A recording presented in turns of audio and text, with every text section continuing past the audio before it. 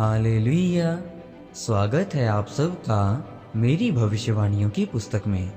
तो आइए हम आज के पवित्र वचन को पढ़ेंगे जो कि परमेश्वर के दास प्रेरित अंकुर यूसुफ नरूला जी के द्वारा लिखा गया है।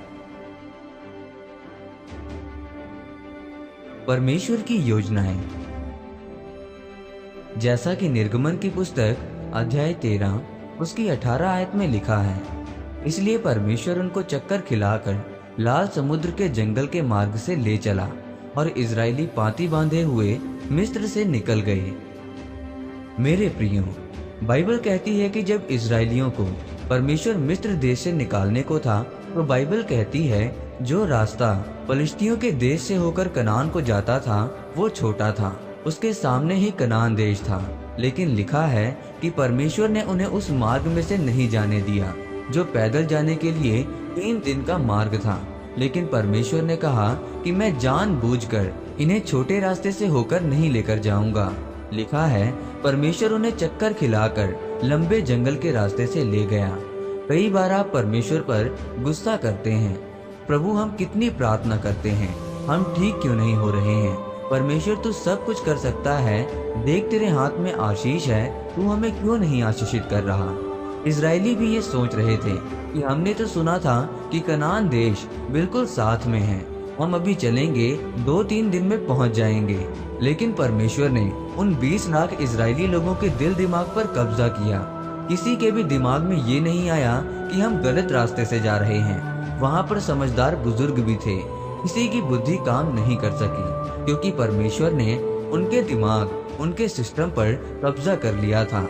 जिस दिन आप परमेश्वर को अपना जीवन देते हैं, पूरी तरह तन मन से आप प्रभु के हो जाते हैं, आप पाप छोड़ देते हैं, बपतिस्मा ले लेते हैं, खुदावन के साथ आप शुद्ध मन से चलना शुरू करते हो। लेकिन फिर भी आपके जीवन में ऐसी घटनाएं, ऐसी चीजें आपके जीवन में होती हैं, आपको लगता है ये नहीं होना चाहिए। लेकिन परमेश्वर ये जानता था कि अगर ये आशीष इनको अभी मिलेगी, ये लंबा रास्ता तय नहीं कर सकेंगे। और जैसे ही फिरौन राजा इनको मारने के लिए इनके पीछे आएगा, ये भाग जाएंगे। अब इनके पीछे फिरौन इनको मारने के लिए आ रहा था और सामने समुद्र था और उनके पास कोई भी रास्ता नहीं था पीछे भागने का। तब परमेश्वर ने समुद्र को 2 भाग किया और वो लोग समुद्र के बीच के रास्ते से पार हो गए। फिरौन ने सोचा कि जैसे ये लोग निकल रहे हैं, मैं भी निकल जाऊंगा। और जब फिरौन निकलने लगा तो परमेश्वर ने उन्हें समुद्र में डुबा दिया और सब कुछ खत्म हो गया। और अभी भी इजराइल के पास जो समुद्र है उसमें से तलवारें निकलती हैं। जब हम परमेश्वर में चलते हैं तो ये निश्चय होना चाहिए कि आपका जीवन प्रार्थना में, रोजों में और पवित्रता में होना चाहिए। उसके बाद जो कुछ भी आपके जीवन में होगा वो सीधे स्वर्ग से परमेश्वर ने बनाया होगा। वो चाहे दुखों से भरा हो, चाहे सुखों से भरा हो, लेकिन सबसे पहली बात आपका संबंध परमेश्वर के साथ होना चाहिए। आपके जीवन में ऐसा पाप नहीं होना चाहिए जिसका आपने पश्चाताप न किया हो। फिर जब परमेश्वर आपको आशीषित करता है तो वो आशीष एक लंबे समय के लिए होती है। आमीन।